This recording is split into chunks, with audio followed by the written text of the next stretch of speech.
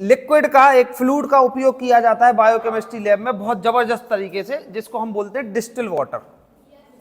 क्या बोलते हैं? डिस्टिल वाटर का बहुत महत्वपूर्ण उपयोग है। हर चीज में डिस्टिल वाटर का यूज किया जाता है, चाहे टेस्ट ट्यूब्स को साफ करना हो, चाहे किसी मशीन को क्लीन करना हो, चाहे बायोकेमिस्ट्री एनालाइजर हो, चाहे आपकी सेल काउंटर हो, कोई सी भी मशीन हो जिसको हमें एक सैंपल रन करने के बाद दूसरा सैंपल उसके ऊपर रन करना है जब, तो हम डिस्टिल वाटर की मदद से ये आगे की प्रोसीजर करते हैं। बायोकेमिस्ट्री में जो सबसे पहला और इंपॉर्टेंट टॉपिक है डिस्टिल वाटर एपरेटस, ये जो टॉपिक है ना, इसमें हम डिस्टिल वाटर को बनाना सीखेंगे कि डिस्टिल वाटर बनाया कैसे जाता है। वैसे तो हमारे पास ready to use distil water आता है, सीधी 5 लीटर की बोतल आती है उसकी, और हम उसका यूज करते जाते हैं। डिस्टिल वाटर 2-3 तरीके के हम इसमें टाइप्स देखते हैं, लेकिन है तो डिस्टिल वाटर एक ही। कुल मिला के डिस्टिल वाटर तो डिस्टिल वाटर ही है, 2-3 नाम दे देते हैं, एक जैसे एक प्लेन डिस्टिल वाटर और एक स्टैंडर्ड डिस्टिल वाटर। क्या इनमें बेसिकली डिफरेंस होता है? और plain distil water, glass distil water और स्टैंडर्ड डिस्टिल वाटर, 3 तरीके के डिस्टिल वाटर हमारे सामने आ जाते हैं। सबसे पहले हम प्लेन और स्टैंडर्ड डिस्टिल वाटर की बात करते हैं कि क्या ये किस तरीके के डिस्टिल वाटर होता क्या है, ऐसा क्या है। अब चूंकि इसके पीछे बॉटल लगा हुआ है तो ये है तो एक तरीके का पानी ही, लेकिन ये किस तरीके का पानी है तो उसके बारे में हम देखते हैं, है ना। चलो स्टार्ट करें। चलो, वाटर डिस्टिलेशन एपरेटस जो टॉपिक है, इसमें हम सबसे पहले बात करते हैं कि water distillation apparatus is used to make distil water from tap water which is practically free from interfering ion. समझ आई बात? कुछ समझ आया? टैप वाटर समझ में आता है, नल का पानी, नल के पानी को डिस्टिल वाटर में कन्वर्ट करना है, तो ये कैसे होगा? तो जब हम ये कर देते हैं और जब डिस्टिल वाटर बन जाता है, ये बनता टैप वाटर से है, और टैप वाटर में जब सारे आयंस खत्म हो जाते हैं तब वो जाके क्या बनता है? Distil water. Ions in the sense आपके सोडियम, पोटेशियम, मैग्नीशियम, जितने भी उसमें ऐसे खनिज लवण मौजूद होते हैं जिनका हमें कोई यूज नहीं है, जब हम उनको उस टैप वाटर से अलग कर देते हैं तो वो क्या बन जाता है? Distil water. अब ये बनता कैसे है उसके बारे में हम बात करते हैं। नेक्स्ट करो। प्रिंसिपल के बारे में हम बात कर लेते हैं, है ना। तो present tap water in steel is heated by heating coil, then water boils to form vapours. समझना, एकदम सिंपल इंग्लिश है, कोई रॉकेट साइंस नहीं है। Boils to form vapours, this vapours condense and go into condenser tube and there is reduction in circulation tap water.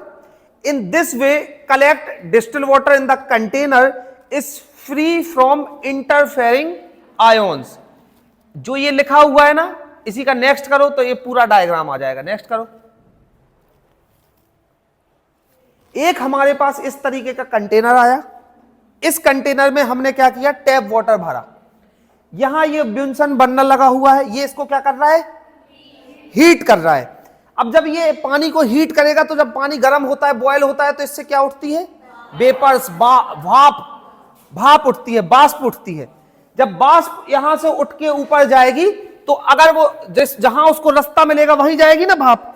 तो अब ये ऐसा हमारे पास ये चौकोर ये जो रखा हुआ है फ्लास्क, इसमें से भाप उठेगी ऊपर जाएगी। पक्की बात है?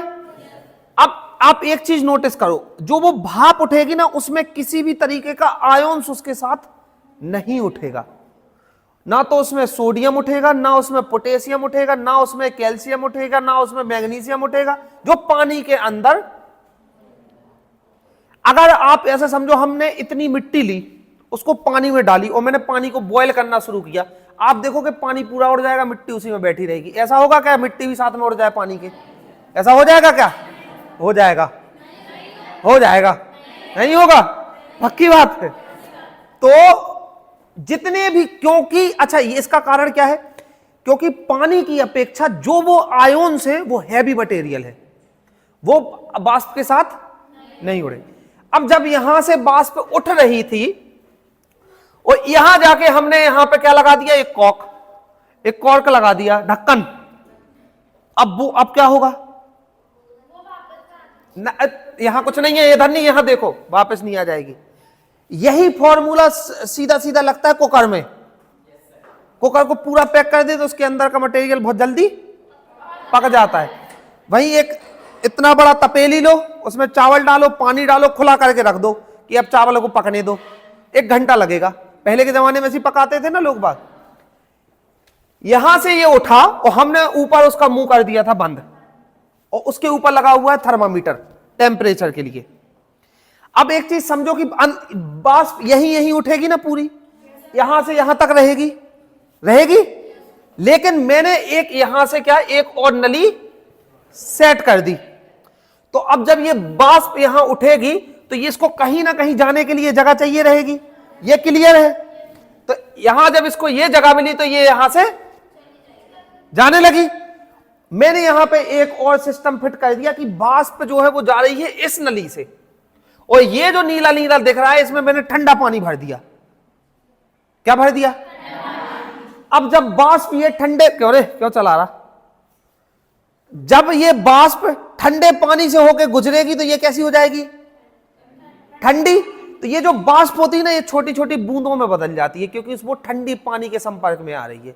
और जब वो वाष्प ठंडे पानी के संपर्क में आती है और वो बूंदों में बदल जाती है, तो यहां पे ये डिस्टिल वाटर इकट्ठा, बजा ताली, डिस्टिल वाटर बन गया डिस्टिल वाटर कि नहीं बन गया? ये डिस्टिल वाटर बनाने की प्रोसेस है। बन गया डिस्टिल वाटर, ऐसे डिस्टिल वाटर बनता है। डिस्टिल वाटर की प्रोसेस समझ गए? अब नेक्स्ट देखो इसमें किन किन चीजों का उपयोग हो रहा है उनके बारे में बात करते हैं। नेक्स्ट करो, देखो कंपोनेंट्स के बारे में देखो, कंपोनेंट्स कौन कौन से। कोई फोटो वोटो खींची तो मैंने मुक्का मारा सीधा, कुछ नहीं करना, याद करना चीजें। वीडियो तो में ली जाएगी। कंपोनेंट्स में देखो, सबसे पहले स्टील का एक बर्तन चाहिए, तपेला, स्टील का यूज होगा। It is made of stainless steel, किसका बना हुआ होगा? And is made up of heavy gauge brass sad, यानी ये मोटे एक परत का बना हुआ होगा, मोटे परत का, हैवी परत का बना हुआ होगा। स्टेनलेस स्टील, हैवी परत में मटेरियल अच्छा, ऐसा ना हो पिघल जाए वहीं उसको हीट मारी तो।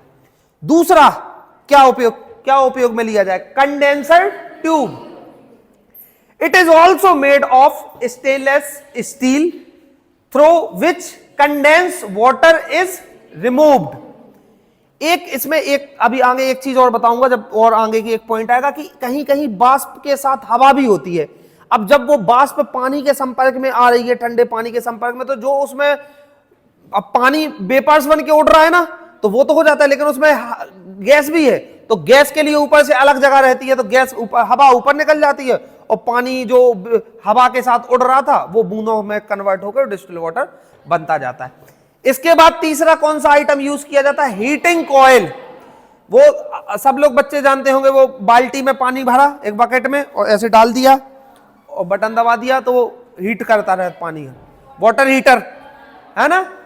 कितने टेम्परेचर पे चलता है ये? 220 वॉट तक का ये गर्म हीट कर सकता है, ये 220 वॉट पे ऑपरेट होता है।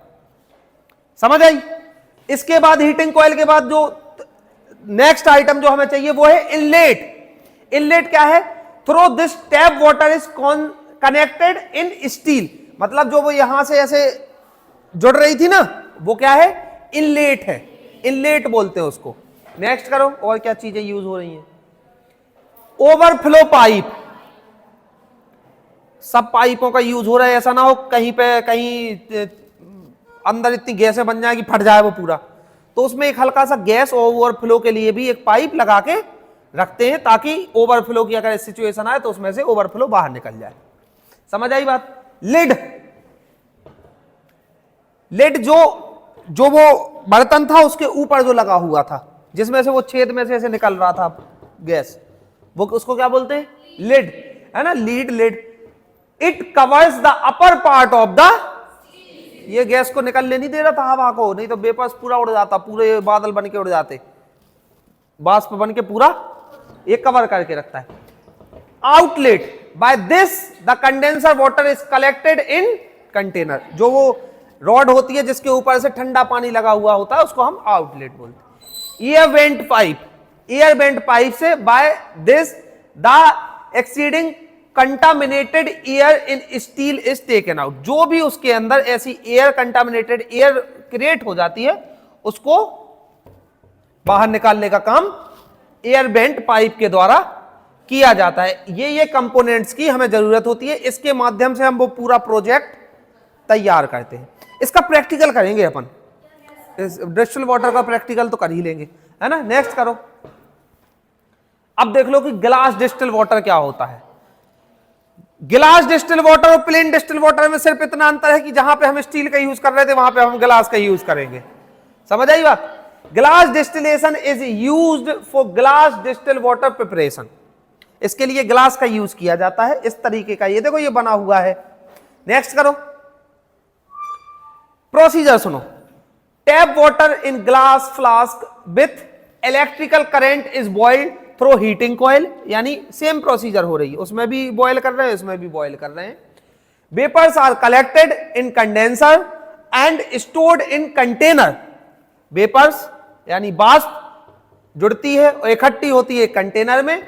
Glass distillation water is made using glass distillation apparatus, no interfering substances of any kind is present in glass distilled water, it is used for determination of electrolytes। Electrolytes क्या होता है पता है क्या आपको? सोडियम पोटेशियम, बॉडी में जितने भी ऐसे सबस्टेंसेस प्रेजेंट होते हैं जिनकी वजह से हमें शक्ति मिलती है, हड्डियां मजबूत होती है। सोडियम पोटेशियम, कोई इंसान चल नहीं पा रहा, कोई इंसान खड़ा नहीं हो पा रहा, कोई बैठ नहीं पा रहा, पड़ा है तो पड़ा है, सुस्ती लग रही है, डॉक्टर सबसे पहले उसको टेस्टिंग में लिख के देता है इसका इलेक्ट्रोलाइट्स करवाओ, और इलेक्ट्रोलाइट में सोडियम और पोटेशियम की टेस्टिंग की जाती है जो कि ब्लड से ही होती है, आपके सीरम से ही होती है, और इसकी सबसे पहले टेस्टिंग की जाती है कि इसके देखो इलेक्ट्रोलाइट्स, इसके सोडियम पोटेशियम कम तो नहीं है। अगर सोडियम पोटेशियम की मात्रा कम होगी तो वो इंसान बहुत ज्यादा कुछ करने में सक्षम नहीं रहेगा, उसको कमजोरी लगेगी। नेक्स्ट करो प्रोसीजर के बाद। स्टैंडर्ड डिस्टिल वाटर, ये स्टैंडर्ड जब वो प्लेन डिस्टिल वाटर बन जाता है तो उसके बाद फिर उसके माध्यम से इसमें टैप वाटर नहीं लिया जाता है, इसमें डिस्टिल वाटर लिया जाता है, लेकिन प्लेन डिस्टिल वाटर लिया जाता है। Distil water should be free from interfering, ये इसको सूत्र होता है। If there is turbidity, turbidity समझते हो ना, असमानता। टर्बिडिटी का मतलब उसमें जो एक एक्चुअल कंडीशन नहीं है। टर्बिडिटी में जैसे टर्बिडिटी को ऐसे भी बोलते हैं हम लोग की अशुद्धि, इनप्योरिटी, ये ऐसा बोल सकते हैं। Turbidity, if there is turbidity in the distilled water, then take the distilled water in a test tube and add two drop of concentrate nitric acid to it and observe the reaction mixer। यानी अगर किसी भी तरीके की turbidity, अशुद्धि distil water में होती है तो हम उसको स्टैंडर्ड डिस्टिल वाटर में बनाते हैं।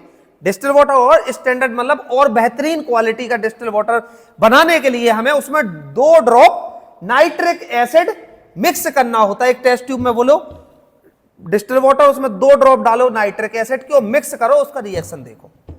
ये हमारे पास जो बन के आता है वो स्टैंडर्ड डिस्टिल वाटर कहलाता है। स्टैंडर्ड डिस्टिल वाटर कोई रॉकेट साइंस नहीं है, बिल्कुल डिस्टिल वाटर की तरह ही है, बस इसमें कुछ सब्सटेंसेस अलग से अपनी तरफ से मिक्स किए जाते हैं। जो कि क्या मिक्स किया जाता है इसमें? Nitric acid. नेक्स्ट करो बेटा। इस तरीके से ये बनता है, देखो ये इसमें मिक्स कर दिया है नाइट्रिक एसिड, ठीक है। नेक्स्ट करो। प्रिंसिपल देख लो स्टैंडर्ड डिस्टिल वाटर का। Distil water is free from interfering agent but when turbidity comes, यानी अशुद्धि comes, then 2 to 3 drops of nitric acid is added and interfering agent is checked। यानी उसमें 2 से 3 ड्रॉप नाइट्रिक एसिड की add करो, फिर उसके इंटरफेरेंस चेंजेस को ऑब्जर्व किया जाता है कि उसमें क्या चेंजेस आ रहे हैं। समझ आई बात? ये प्रिंसिपल है। नेक्स्ट करो, रिक्वायरमेंट। स्टैंडर्ड डिस्टिल वाटर बनाने के लिए किन किन चीजों का रिक्वायरमेंट्स रहेगा हमें वो समझो। सबसे पहले तो डिस्टिल वाटर ही चाहिए, उसके बाद कॉन्सेंट्रेटेड नाइट्रिक एसिड के साथ साथ हमें एक और आइटम चाहिए जो है सिल्वर नाइट्रेट। सिल्वर नाइट्रेट का भी मिक्सचर किया जाता है और टेस्ट ट्यूब, जिसमें हमें सारी प्रोसीजर करनी है। नेक्स्ट करो, प्रोसीजर समझ लो। क्या प्रोसीजर की तरह, किस प्रोसीजर की मदद से हम स्टैंडर्ड डिस्टिल वाटर बना रहे हैं? Take 10 ml distil water in a test tube. एक टेस्ट ट्यूब में 10 ml डिस्टिल वाटर लिया, add 2 to 3 drops of nitric acid, 2 से 3 ड्रॉप नाइट्रिक एसिड मिलाया, 1.0 ml silver nitrate is added. एक ml सिल्वर नाइट्रेट उसमें add. Observe the appearance of mixture, जो भी उसमें ऐसे परिवर्तन आ रहे हैं उनको ऑब्जर्व किया जाता है। जो हमारे सामने बन के नया पदार्थ आ रहा है, कबूतर, उसका नाम क्या है? जो रूमाल से कबूतर बना है उसका नाम क्या है? Standard distil water. क्या है वो? नेक्स्ट करना बेटा, खत्म हो गया।